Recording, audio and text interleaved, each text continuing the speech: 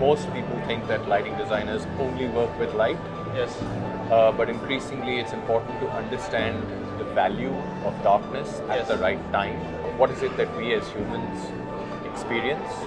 And how does that experience change when we actually experience darkness at time? If we are not really looking for quick results, I think we're making small but important steps in encouraging responsibility.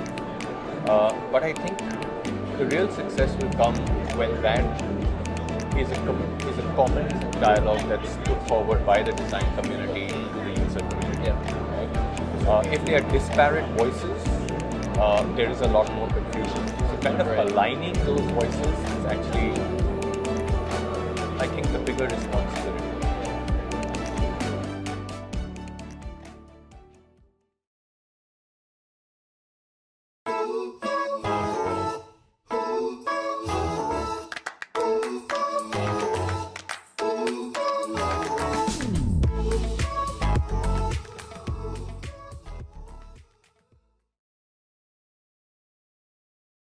Good morning. It's still morning here at the Light Middle East 2024 here in Dubai. My name is Ingmar Klaassen, signing in for the Virtual Lighting Design community.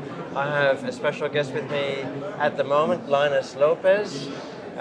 Pleasure to have a chat with you. Thank you very much for having me here. You're welcome. For anyone who may not know you, but I find it hard to believe that people probably don't know you, but maybe you would like to introduce yourself to to our community, even though you've done a presentation for us already. Thank you, yeah. Firstly, I have to start off by saying that I'm really happy to be a part of the VLD community. I practice as a lighting designer in India. My brother and myself are partners in the firm. And we have 14 colleagues working with us, working on projects of lighting design in India and a few countries abroad. It's been a process of sort of walking into lighting, because when I started off it was engineering first, and then discovered the joys of lighting and then kind of moved into that after almost 10 years working as So you went from engineering into lighting. That's right. And how long have you been in lighting now? Well, the first project was in 2000 when we got very lucky to win a commission to light Picasso's paintings when they were on display in Mumbai in India. Okay. And seeing that interaction of light and art, I mean, that sort of, there was no turning back after that. So, you got hooked. Yep. It's a bit of a familiar story, I think. People find lighting unexpectedly and they fall in love with it, and then it becomes their life, doesn't it? Absolutely. I don't know too many people who said as a child that, I want to grow up and be a lighting designer. Exactly.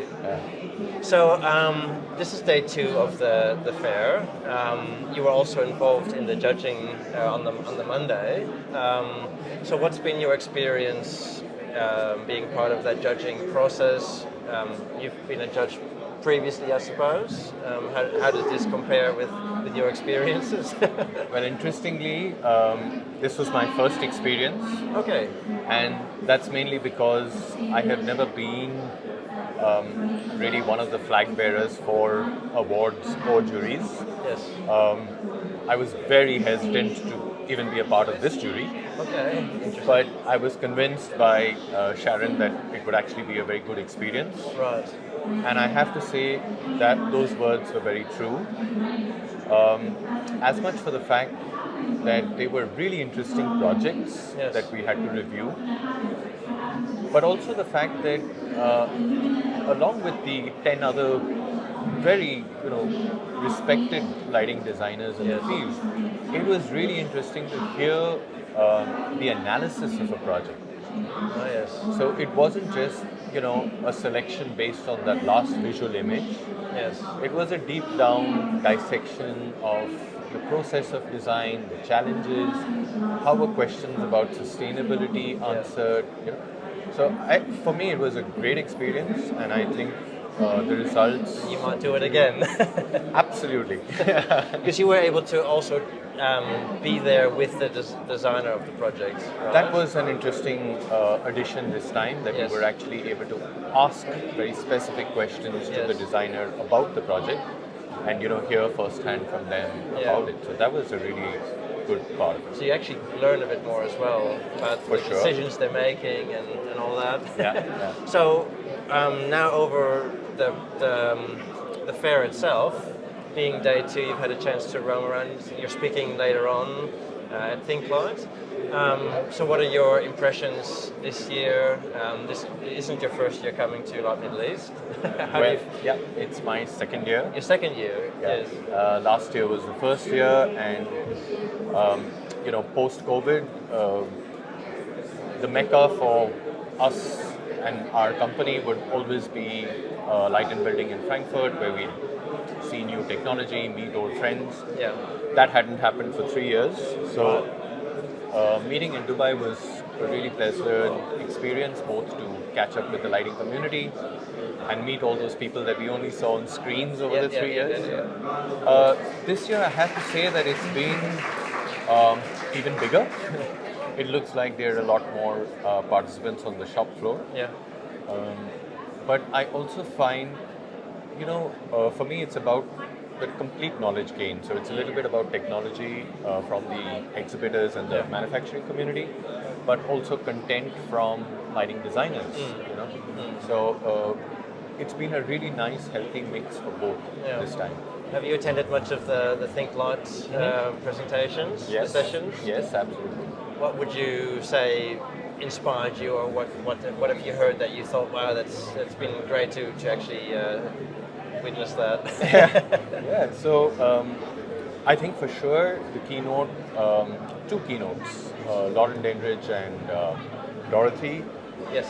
were not just inspiring, they were also about, there's one thing about being inspiring and there's another about being thought-provoking. When you leave hearing a speaker, deep in thought, you know that speaker has made an impact. Yeah. So questioning the responsibility of lighting designers, which is what Lauren did, Yes. and the role in design was, quite a push, and really made me think. And the whole world of, the entertaining aspect of light installations, light art, like Dorothy was presenting. Yeah. It's another whole world and something that I'd really be looking at with interest over the next few days. Absolutely. Tell us a bit about what you will be talking about in ThinkLight this afternoon. You mentioned before to do with darkness. Yes. A slightly challenging topic for lighting designers. Yes. Most people think that lighting designers only work with light, Yes. but increasingly it's important to understand the value of darkness at the right time Yeah. and sort of design with that. So it's about, I would be speaking more about the stories that make designing for darkness important. Okay? What is it that we as humans experience, and how does that experience change when we actually experience darkness at night? That is something that I really want to highlight during the presentation. I will be also discussing a few projects, one of them that is sort of already been completed and something that's work in progress, and hope to be asking for a little change in the way we talk about darkness. So that's something that I'd like to focus on. And that ties in nicely with the themes of the fair this year, which has to do with responsibility that we have as lighting designers, and darkness is part of that. Yeah. Do you feel in general as I guess an industry, we're taking steps in the right direction? Because sometimes it's easier said than done in reality. Yep. I think, so I'm always very conservative in most things, and that makes me almost a very bad businessman when it comes to lighting design.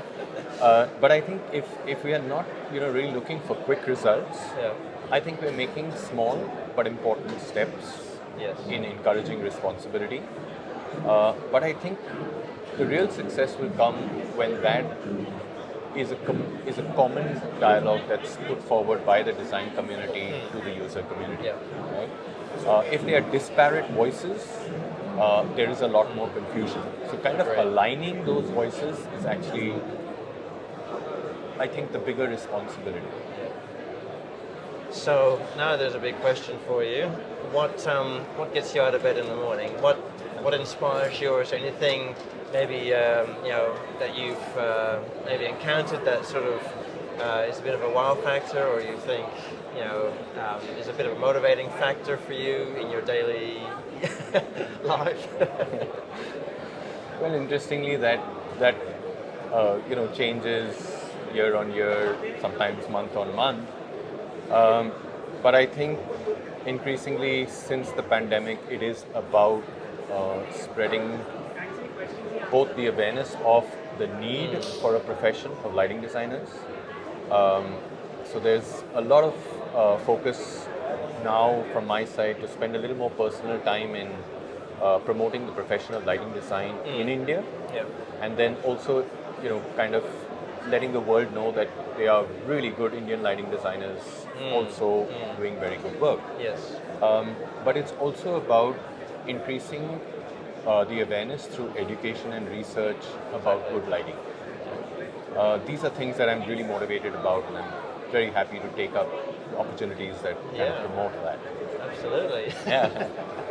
Now, speaking about education and awareness, we have a lot of young people that are also part of this community. Is there any advice that you would maybe like to share with some of those young people who are entering the lighting industry? Words of wisdom, I suppose. That advice might change. Maybe I'll ask you that next time and it'll be a different answer. But Yeah, I need to become a lot more wiser for sure before I give an answer that is advice for anybody. yes. But I think, I would just encourage, like I do for, the people that we work with back in the office, to be more sensitive observers, right? The time has come for us to, not just become more blinkered, because that's what we are being encouraged to do by society in general. We have to be the ones who actually remove those blinkers, be more observant, but also sensitively observant. Right? We have to be educated about what we are observing. Yes. How does that change? What are the factors that change those observations? Why is it different in one place from the other? Why is it different with one set of people and another set of people? Yes.